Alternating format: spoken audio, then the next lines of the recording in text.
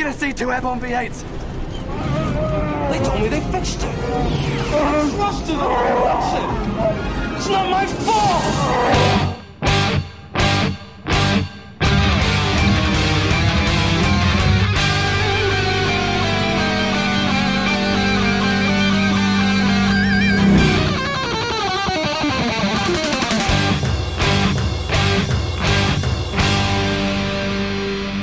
Welcome to the Mad Max Minute, where we see cancer-ridden death cultists have their wishes fulfilled in Mad Max Fury Road 1 minute at a time. I'm Rick. And I'm Julia. And today we're talking about minute 102, which begins with the war rig entering the Rock Riders Canyon, and it ends with Furiosa climbing her way across the front of the rig. Wrapping up the week with us are a couple of podcasters that we'll have to disavow should this episode fail. It's Jonathan Howell and Chris Ramirez from the Minute Impossible podcast. Hi, thank you guys for having us.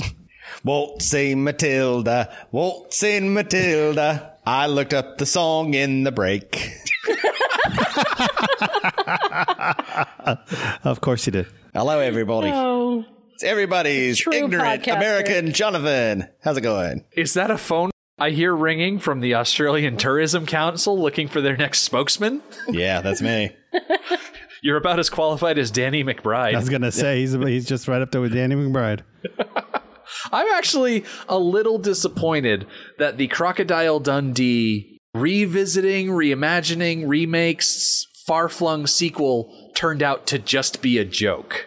Yeah, I would totally watch I would Thor. totally watch that, yeah. With Like- all the that's people right. they had It was involved. a joke, wasn't Yeah. it? Oh, yeah, that's a shame. Like, it was a Super Bowl commercial joke, and it was pretty good, but, like, I was legit expecting Danny McBride to be like, yeah, I'm totally the son of Crocodile Dundee, and I'm going to go to Australia. If they did a movie where he says he's the son of Crocodile Dundee, and then we find out Chris Hemsworth is the son of Crocodile Dundee, and he's been using his name for years to make himself famous. It's just the son of Crocodile Dundee, doesn't care enough to do anything about it. But then Danny McBride comes to Australia. It would be, oh, look, I just almost wrote the movie for you. Yeah, take that's right the there. money, You're Hollywood. right. It's easy. Take it.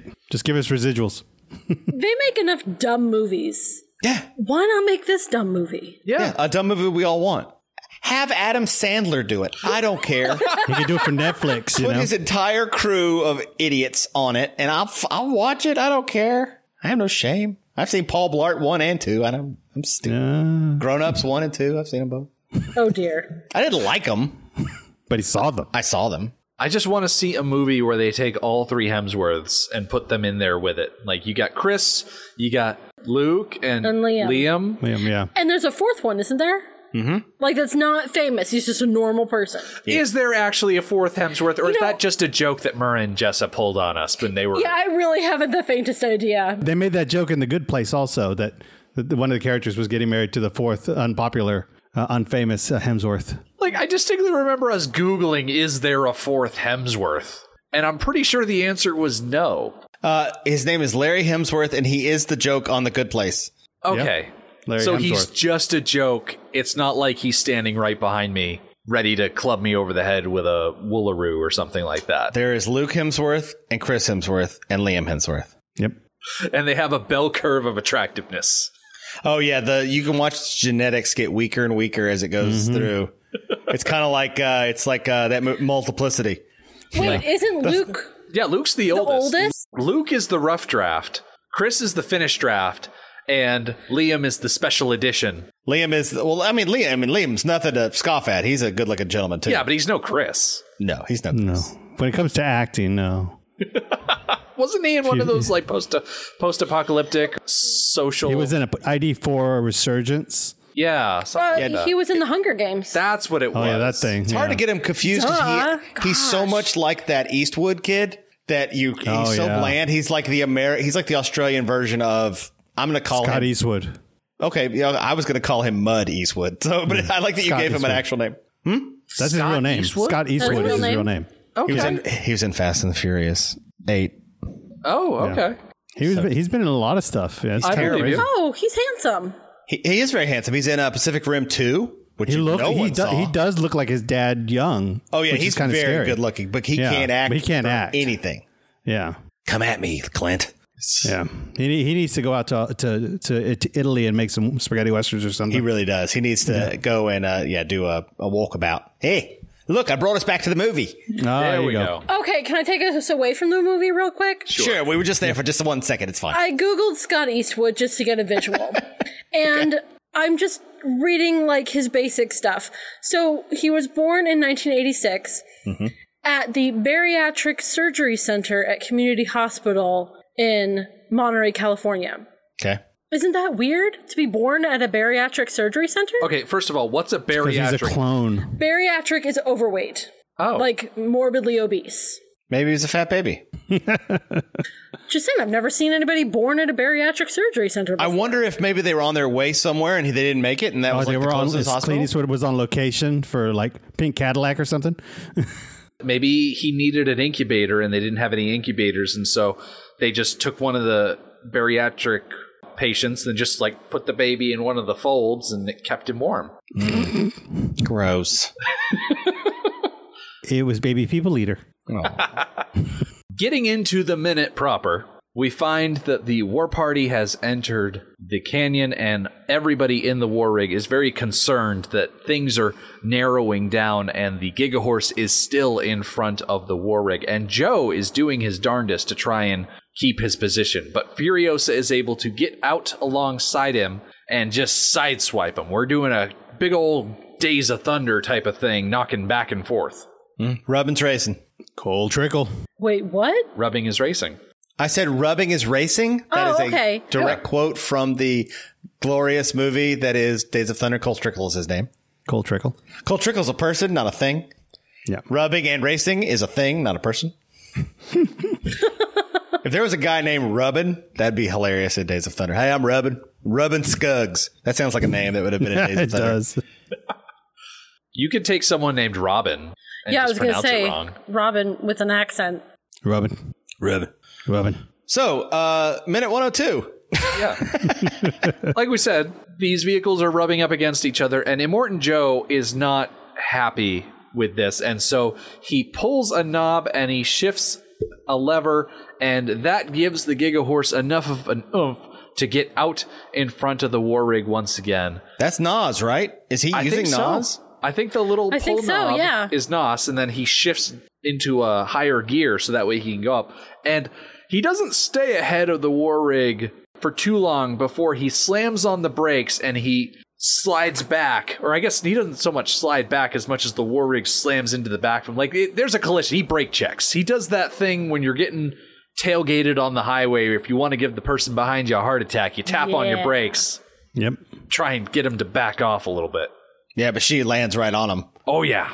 And the resulting noise from that collision, and I love how everybody in the war rig does their little, like, Star Trek Next Generation jostle They're like, to show that they hit something. But there's this sound that comes out of the engines, and Nux is like, oh, did you hear that? And I'm like, yeah, that's the sound effect from the Millennium Falcon's hyperdrive not working. It is. It is exactly that. I was going to say something just like that. I'm like, oh, I didn't know that the hyperdrive was malfunctioning. They said they fixed it. That's what I was expecting. I was like, oh, come on, guys. I guess that's just what an engine sounds like when it whirs down. Yeah. You know that Ben Burt, he probably used a truck, like a hot rod's engine, malfunctioning when he made that sound. Like a it's like a real high pitched sound. You can't mimic it. It's just like a. They used it in Star Trek 3. I just watched Star Trek 3 yesterday, and they were using it in that too. They always use it for any time an engine in space doesn't work. Like we could hear it. Yeah, that's the secret. All these big old spaceships, they just use V-8's. V8's engines, exactly. How many cars are stacked on top of each other? When I'm looking at the bumper of the Gigahorse, I feel like it's 3. I feel like there are 3 separate cars. There may only be 2 trunks. I don't know. This was happening earlier with the limo too. I don't understand how they're building these things so high or why, but I enjoy it. I think this feels like 3 cars high. It's like a 3-car sandwich. You've got the engine and the wheels and the lower frame. That's one car. And then you've got the first Cadillac, where the driver and the passenger sit, and then you've got a second Cadillac stacked on top of it for a nice two-tiered Cadillac effect. And it's got like an open, like the back of it's like a pickup truck of the second so Cadillac. they can control the flamethrower and the whatever it is, the harpoon gun they have at the top. Like a little El Camino type of thing. Yeah. So essentially it's 3 cars. Yeah. Yeah, it is 3 cars. And it's also interesting. This is the first time I noticed. I mean, I know we've seen this shot more than once. That I noticed that the floor of the war rig, and I assume other trucks, is wicker.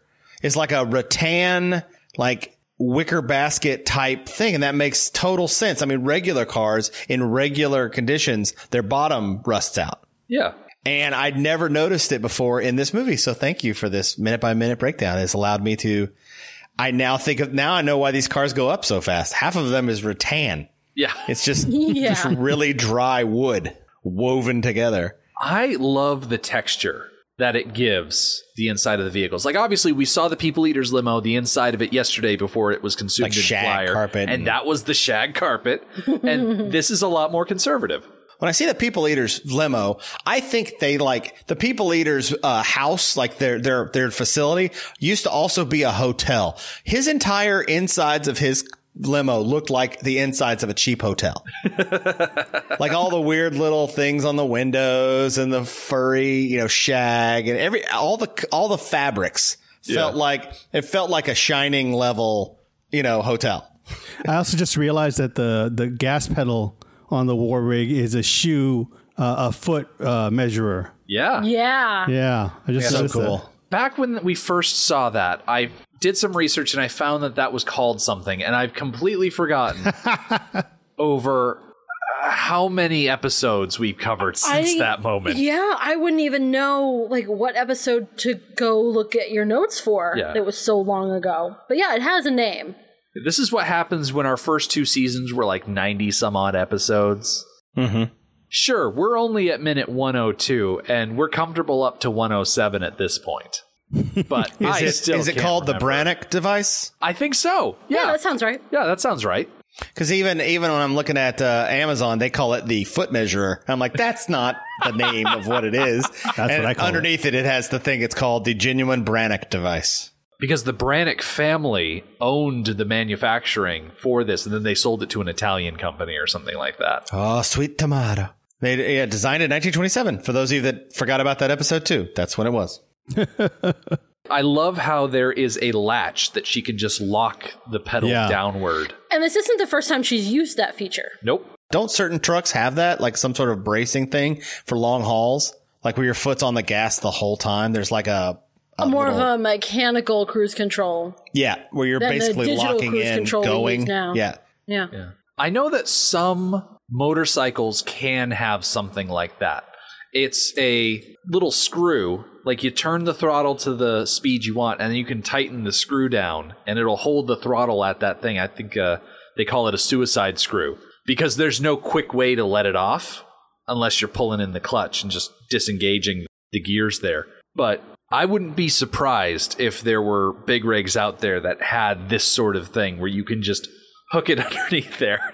I'm sure not anymore. I'm sure a digital and or electrical, it's much easier to have it on your, up on your wheel, like a real cruise control. Yeah. But what I love about this hook is that I don't think that it's always hooking the thing. I think you have to kick out the toe in order to hook it onto the latch. Which is perfect because the Brannock device slides. Yeah. That's how it works. So you push it down, you slide it forward a little bit, and it hooks on the little thingy-majigger. Yeah, and then when you're done, you press on it with your toe and drag that thing back, and it'll pop right back up. This would be my tech of the app. Yeah, I was going to say. So Furiosa very easily hands over the wheel to Nux. Why is she just now doing it? Why didn't she give him the wheel as soon as he got back in the cab? I don't know. I think she wanted to hit Immortan Joe at least once. I don't know. I agree with Jonathan. I think she wanted to try and sideswipe Joe, maybe run him into some rocks. She wanted to exhaust her driving ability before she did something as crazy as climbing out the side of the war rig. Yeah, because what she says, she's basically saying goodbye in this scene. Yes, she is. I don't think she expects to come back from what she's gonna do. She's saying, I'll get them out of the way. Just don't worry. It's like those scenes from all those movies where the young army guy goes off to do something, and you're like, well, he's going to die, like, and he knows it, and it's like, if I don't do it, everyone dies. So yeah, she's saying goodbye. Yeah, very unsentimentally.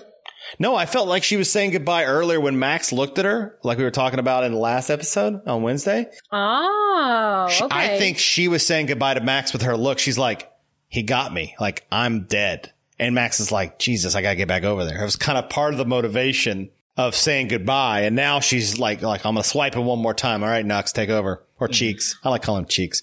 Cheeks, take over. I'm going to get out. Because it can't feel good to have a punctured lung to be getting out of moving in any form. No, and she sounds awful. Yeah, she sounds great. Terrible. If I didn't know that she had been stabbed in the side and probably had an actively collapsing lung, I would swear that she sounds like she's about to throw up. Like, I'm going to need you to drive. Oh, Nux, take the wheel. Oh, yeah, where's the bucket? Oh, no. No time for a bucket. Got to lead out the side. No, you don't like this noises? Julia is not a fan of people that are on the cusp of hurling chunks. No. Nobody is. She's an emetophobe. Nobody is. You're an emetophobe. Is it Jimmy Fallon that does a bit where he's constantly almost throwing up? I'm pretty sure it is. Oh, I don't know. Yeah, I'm pretty sure it's Jimmy Fallon. I'll see if I can find a clip. If it's not Jimmy Fallon, I'll figure out who it is. Oh, okay. Who's, going, and trying to have a conversation and constantly almost throwing up. And it's so gross. It's so gross. But yeah, Furiosa is basically saying, Nux, take the wheel, because I can't make it on my own, because I got to get these guys out from in front of us. And she doesn't share anything more than, I'll get him out of our way. So she's got this plan in her head. I wonder what her plan is. I mean, we'll see a plan, but I don't know if that was her plan. I think her plan is pretty much how we're going to see it executed. The whole climb along the front, climb onto the back of the Gigahorse, open the door, and then ... step 4 profit.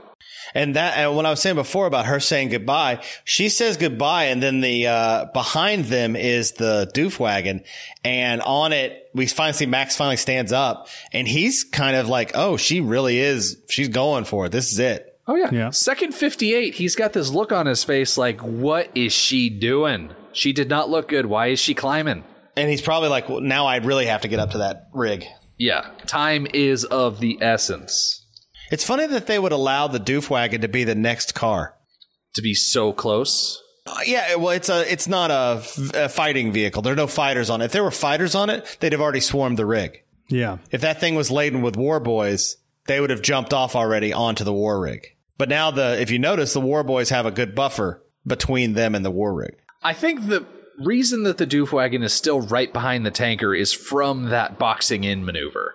Like, the Doof Wagon is, I'd say, the next biggest vehicle. You had the People Eater's limo, which was just big and long. You had the War Party car carrier machine that was also big and long. That was on the other side of the war rig that we didn't really get a good look at. And then the Doof Wagon was kind of closing in that box from behind, and it didn't deviate from that position as we were going through the canyon. And I would imagine that a lot of these War Party cars behind the Doof Wagon would very much like to get a chance to attack the war rig. They just can't get around this gigantic Doof Wagon because now they're in the canyon and it's a one-lane road. It's very disconcerting to have that noise behind you. Yeah. Like getting louder and louder and louder. It's got to be like, oh my God, I get stressed out when my children are talking behind me when I'm doing something on the computer. I can't even imagine driving and knowing I'm about to die and having that. Yeah. There may be some strategy to it. If you can't hear, then you can't strategize and communicate with the people who can help you. She can no longer yell over to Max and say, hey, I'm going to go do this thing. Will you meet me here and help me out? It makes it harder to communicate even with the people in the cab with you. Plus, have you ever been stuck in traffic with someone right behind you and their stereo is blasting? Like, it's incredibly unnerving. It's like the thing when you are following directions and like you're getting close to your destination. Yes. You turn your radio down. I need to turn down the radio so I can see the street signs better. Exactly. The sounds are making my vision. Oh, I do the same thing because I'm one of those people that actually listens to headphones, not headphones, but I have my wireless Bluetooth in my ears when I drive because my family doesn't listen. I don't listen to music. I listen to podcasts. Hello. And so but I also have my directions on my phone are going off in my head. So I'm the only one hearing my directions. But when I get closer to where I'm going, I take them out of my ears and I like start looking around, even though they are talking to me and telling me where to go. But I'm one of those people that actually listens to podcasts while I drive. Yeah. I do too. Yeah. But I'm always alone. Not through the speakers though. I don't listen through the. I don't share my car with children, so I just listen like a normal person. I actually like it better. I mean, don't do this at home, but my headphones they're not noise canceling or anything. They just go in my ear, but they're I can hear the road and cars around me, and it's just I can hear their voices better. Yeah. Yeah, there are definitely some podcasts where the voices just aren't as clear as they could be.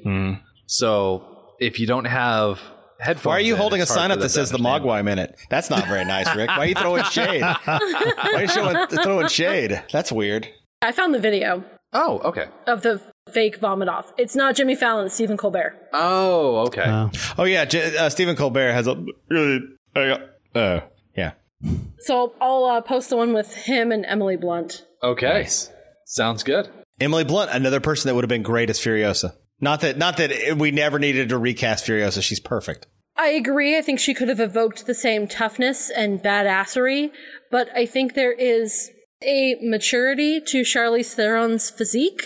She is a grown woman. Yep. And there is no disputing that. Yeah. Emily Blunt, I don't know. Well, she's a little short, isn't she? Yeah, she's thinner and wafier than Charlize Theron, and I think Furiosa is well served by Charlize Theron's body type.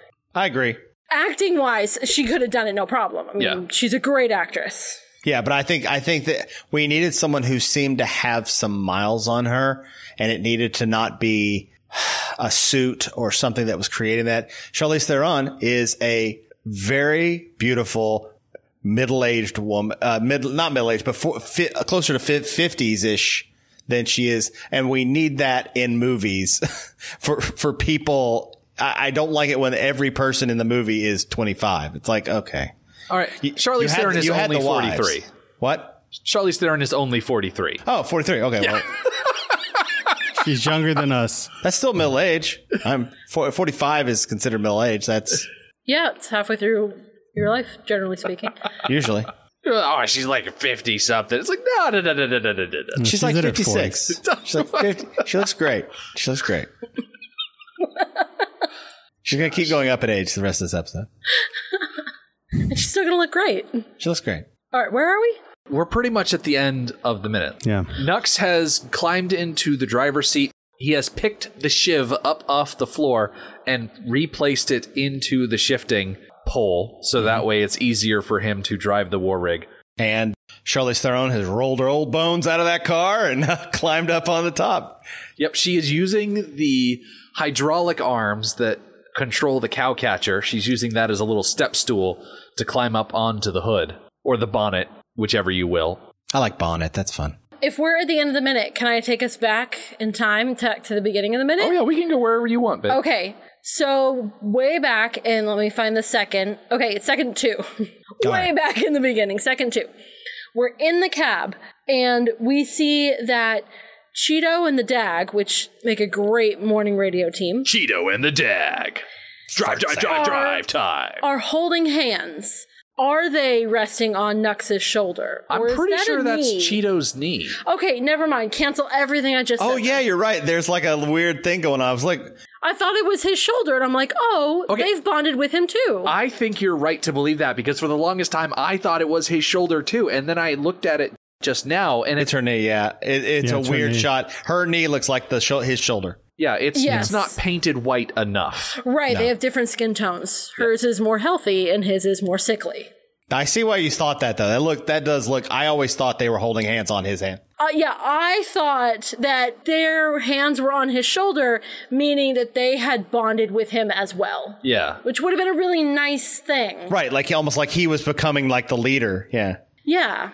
Or like the adopted brother into the sisterhood. Because Cheeto has always held on to the Dag, and now here at the end of the movie, it's the Dag who's holding on to Cheeto. I can't remember in what minute it was, but it was this week, and I can't remember what the circumstance was, but we could see Dag, I think it was when we were looking at Nux, and Dag was right behind him, looking very, very scared, and very fragile, and very curled up inside of herself. Yeah.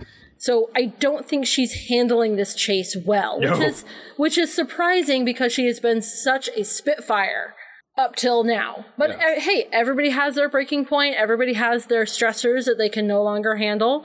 Yeah, that's all I have. All right. It's a nice shot of Immortan Joe's face mask. Have you guys ever talked about his teeth? Like if they're real teeth or if they're... Oh, those horse teeth? They're real horse teeth. Is that why it's called the Gigahorse? Is he a horse thing? Is that like his thing? Well, it is now, yeah. It is now, yeah. All right. We had never vocalized that connection before. Okay. Yeah. It seems like a lot of horse-based stuff, but that's cool. While we're talking about Joe and his mask and his horse teeth, right around second 13, the war rig comes up alongside the Gigahorse, and we get a shot in this minute that's very similar to a shot we saw earlier when the Citadel forces were fresh out on the road. Nux and Slit in the Nux car went up alongside the Gigahorse, and they were shouting for Joe's attention. And Joe turned his head to peek out the corner of his eye in a very similar way to here. That first time, Nux was like, he looked at me, Senpai noticed me, huzzah, type of thing. Here, it's very different, where you've got a shot of Nux looking across the way at Joe, and then Joe does that turn to look.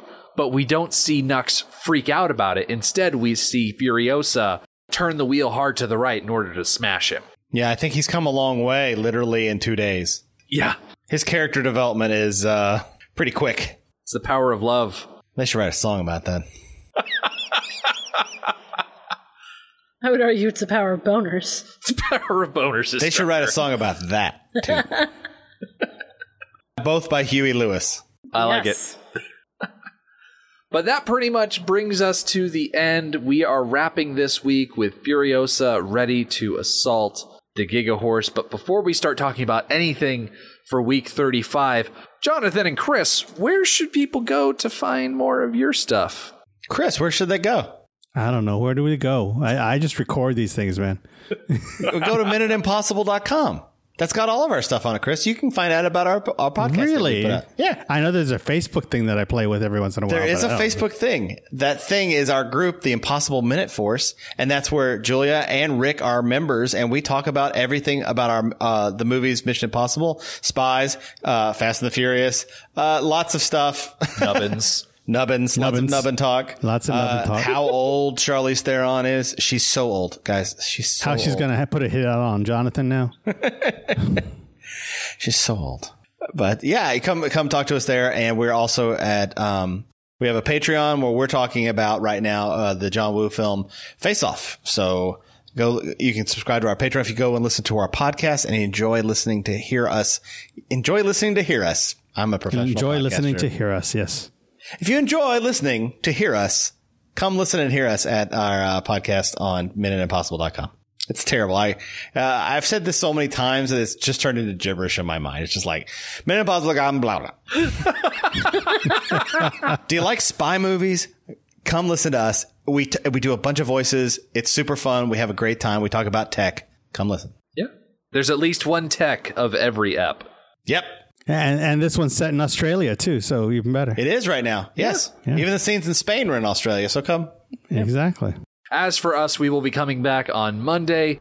Max causes trouble for the Doof Warrior. Furiosa knocks on Joe's back door. And Cheeto, gasp, appears to surrender. The Mad Max Minute podcast is a fan project by Rick and Julia Ingham. The Mad Max franchise was created by George Miller and Byron Kennedy, is presented by Kennedy Miller Mitchell Productions, and distributed by Warner Brothers. Mad Max Minute is produced and edited by Rick Ingham. Our opening music is Verdi's Dies Irae by Daniel Bautista of danielbautista.com. Our home on the internet is madmaxminute.com. You can follow us on Twitter at madmaxminute, like us on Facebook by searching for Mad Max Minute, and join our Facebook listener group, Mad Max Minute Beyond Microphone. If you'd like to support the podcast, visit madmaxminute.com, where you can see what's in our TeePublic store, join our Patreon, or even donate to the show to help us keep the tanks full. Thank you for joining us for Minute 102 of Fury Road. We'll see you next time.